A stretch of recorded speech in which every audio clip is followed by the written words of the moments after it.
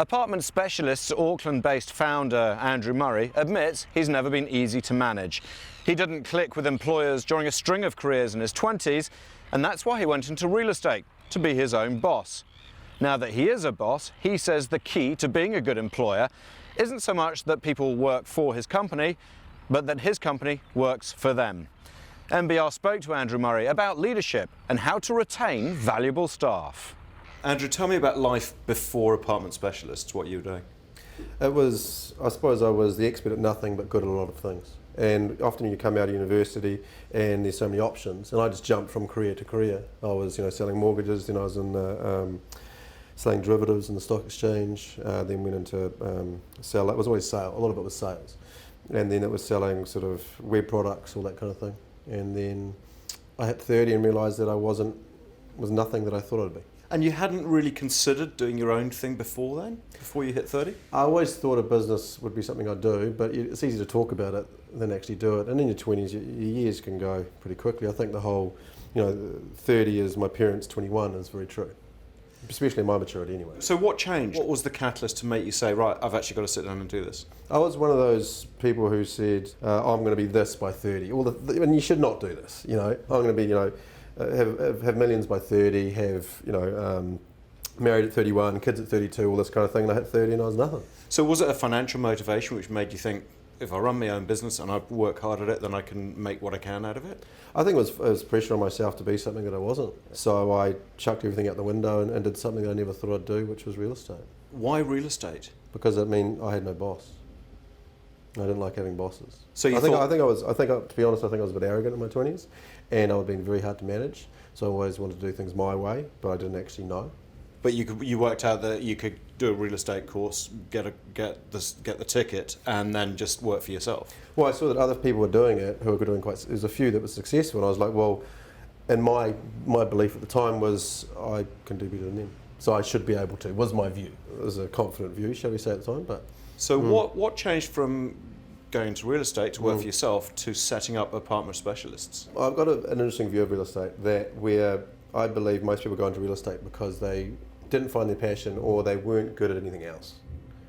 I know that's not a nice view, but if you look at most people going to real estate, it's generally after something else. Something hasn't worked. There's very few people go into real estate at a very early age, especially 10 years ago before this millionaire real estate agent and all this kind of stuff. People were never actually going, I want to be a real estate agent when I grow up.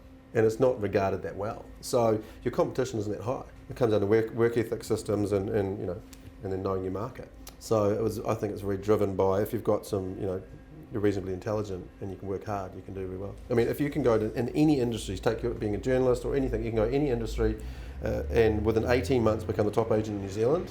That should not happen in any industry, in my view. And that's not because I was exceptional. Yes, I did the basics very well, but it was because there's an opportunity in real estate where you're not actually competing with, I've got to watch what I say here, but the common denominator isn't as high as it is in other careers, in my view. And at that stage, did you start assembling a team around you, or did you allow that to grow organically? Well, this is where it's very lucky, because I could then start and didn't have to need the funds to start it, because I could just run straight in and get on the phones. The great thing with the presence in this day and age is you can have a website and look like you're massive, when really it's just you in a little room in the back of your apartment calling with your girlfriend as a PA, making out you're big. And it makes no difference. So the website was key to your marketing? 100%. And doing YouTube videos at the start. But the change of your shop window is actually the web, especially in apartments, completely changed. So tell me about how you built the team up. I mean, was it relatively easy? Did you just have people approaching you, or did you have to go out and hunt as you got more and more sales, more and more listings? So as I did better and better, I got approached by a lot of agents, but I said I'd never hire a real estate agent. I'll go and find people that are really good in sales and take them from sales roles rather than real estate roles, which is a complete difference. So I'm trying to find people who are really good at sales, because if you're really good at sales, you don't leave. You don't want to go and do real estate. And if you actually go into the salesperson's course in real estate, there is not one exercise that trains you in sales, but that's what you do. There is no training. And so I trained people from scratch. So it was a lot more work. And how long did it take to build that up? It would have been first salesperson after about 6 months, and then it just keep on coming. It sounds as though the whole thing has just flowed beautifully for you. Oh, no. So now tell me the real story.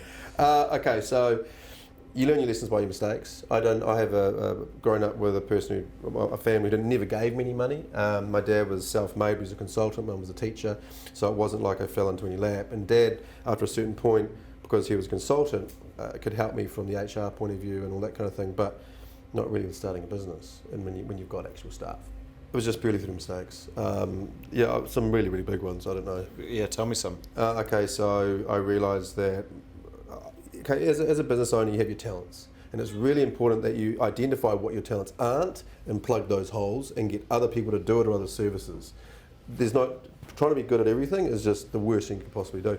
So when it came to detail, numbers and all that kind of thing, is not my thing. I don't get enjoyed. I like the vision, I like creating, I like the entrepreneurship, not the accounting side. What about for you, having turned yourself from agent into, as you say, more of a visionary entrepreneur, business owner? How has that sat with you? Have you got the sort of the inner satisfaction you were looking for?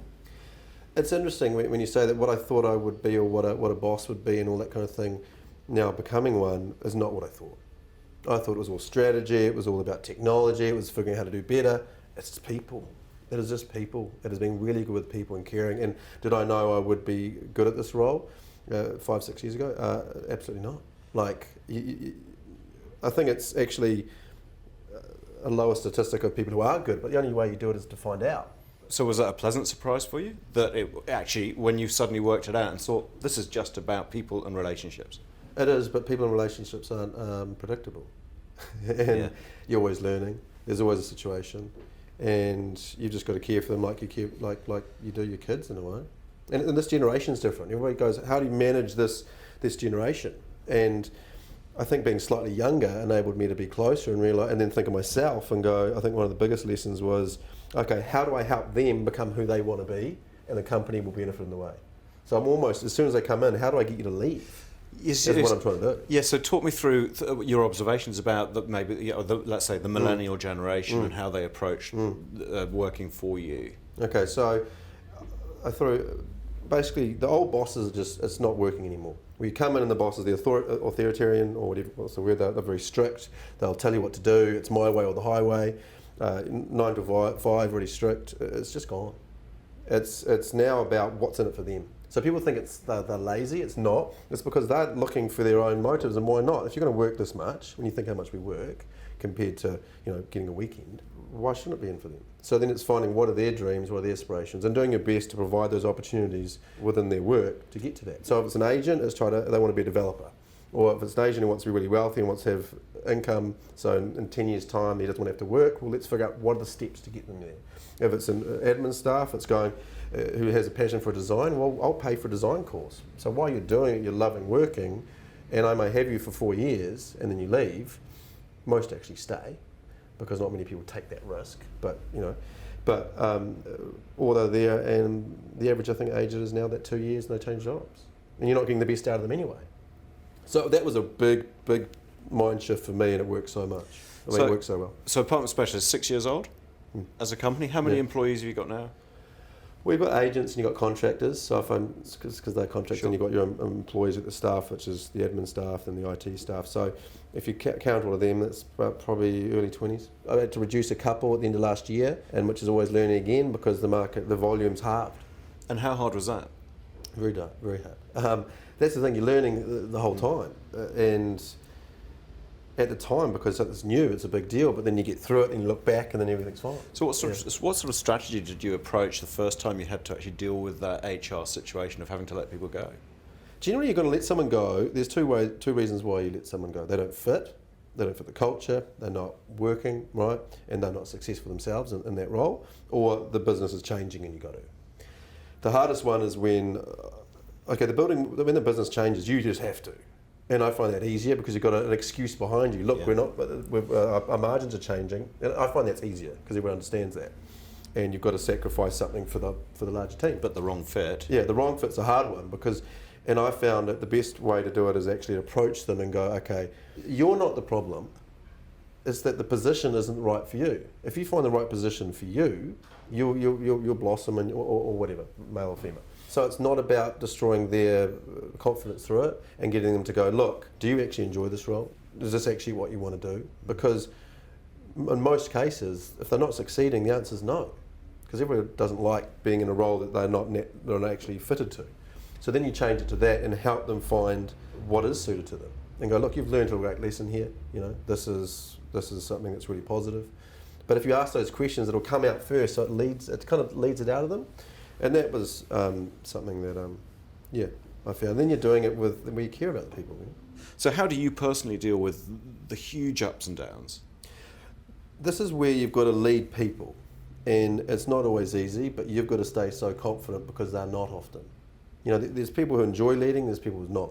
Leading is stressful, but you can't show the stress because you've got to pass the confidence on to your staff, especially in real estate when they're thinking what's going to happen. So there's times when I'll be going, yeah, we're going to be great. In the back of my head, I'm going, shit, we might not be. You know, sorry if it's wrong. But you've got to really be confident and lead yourself through and be confident in what you do. And I think that's when you determine are you going to be a good boss, and especially in an industry that has that, is going, am I able to do that? Or do I see myself being able to do that? Because that's crucial.